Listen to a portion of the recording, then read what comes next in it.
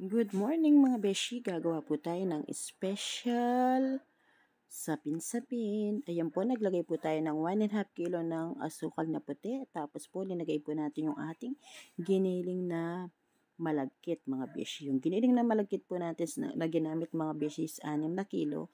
Tapos po mga beshi, binuhos po natin yung ating second gata. And then mekos-mekos po muna natin siya bago po natin ilagay yung ating giniling na bigas mga beshi. Ayan mga beshi. Ngayon po, lalagyan na po natin yung ating giniling na bigas. Ayan. Yung ating giniling na bigas mga beshi, 1 kilo lang po. Para lang po hindi masyadong matigas yung ating special sapin-sapin. Kaya linalagyan po natin siya ng giniling na bigas. Tapos mga beshi, gagamit po tayo ng 4 na ebap. Ayan. Bubos po natin lahat yung 4 na ebap.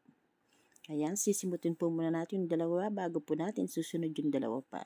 And then, ayan mga beshi, yung dalawa, linagay din po natin. Mas masarap po kasi maraming gatas, maraming ebap mga beshi.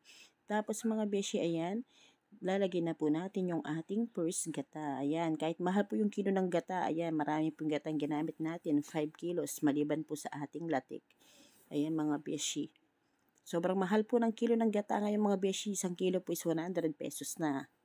Tapos po ayan, hinahalo na po natin yung ating coloring na yellow. Ilalagay na po natin yung ating nahalo-halong panggawa ng ating special sapin-sapin. Ayan, yung mga may asukal, may first gata, may gatas, may second gata, may giniling na malagkit at may giniling na bigas mga beshi. Ayan. Kasi kailangan pong dumaan niya ng sala dahil meron pong hindi pino na hindi pa nahalong gusto. Yan, kung nakikita niyo po sa salaan, maraming hindi pino. And then mga beshi, ayan, minimix po natin ng gusto dahil nga po yung ating food color para mag-yellow po siya ng gusto mga beshi. Tapos mga beshi, ayan, sinasala din po natin yung ating may nalagyan ng food color na violet mga beshi. Ayan.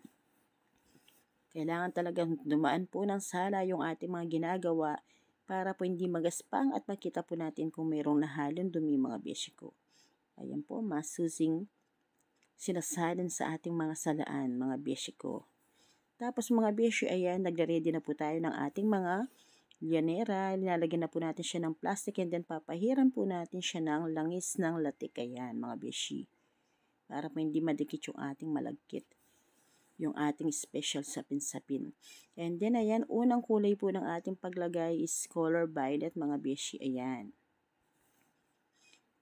Ang pagpapa-steam po dyan natin, mga beshi, sa ating unang kulay na violet is more than 20 minutes. Minsan po nagte-30 or 25 para po lutong-luto siya at malambot. Minsan po may nagko-complain na kala po nila is hindi luto. Talaga pong malambot yung ginagawa namin sapin-sapin, mga beshi. Kasi nilalagyan nga po namin siya ng giniling na bigas, mga beshi. Kaya po hindi natin, akala po natin is hindi luto. Pero ang totoo po niyan is kaya malambot siya dahil may giniling na bigas siya, mga beshi. Para po hindi siya makunat. And then ay mga beshi, luto na po yung first batch ng luto natin ng color violet na sapin-sapin, mga beshi. Ayan.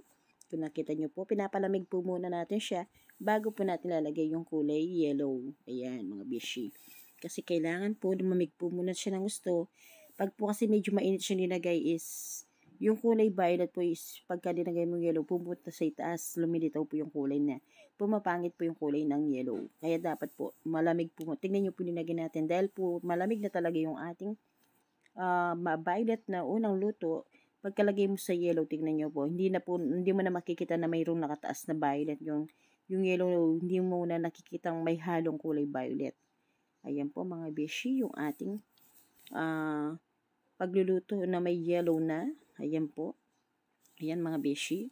I-ready na rin po natin yan ng steam. Mas matagal po yung steam yan kasi mga beshi, nasa itaas po yung yellow, yung violet po kasi 25 minutes lang po siya or more than. Yan po is mas matagal mga beshi.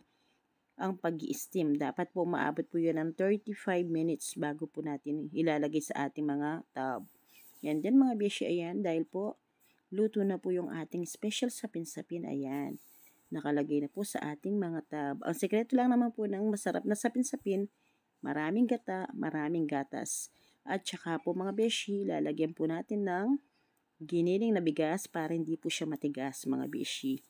Ayan na po yung ating Special sapin-sapin, lalagyan na lang po natin yan ng latik mga beshi ko. For ready na latik po.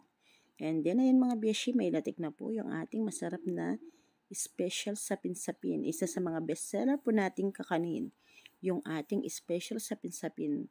Tignan nyo naman po, latik pa lang sulit na. Kahit sobrang mahal po ng gata ngayon, ang kilo po is 100 pesos. Pero di pa rin po natin tinitipid beshi, maraming latik pa rin po yung nilalagay natin.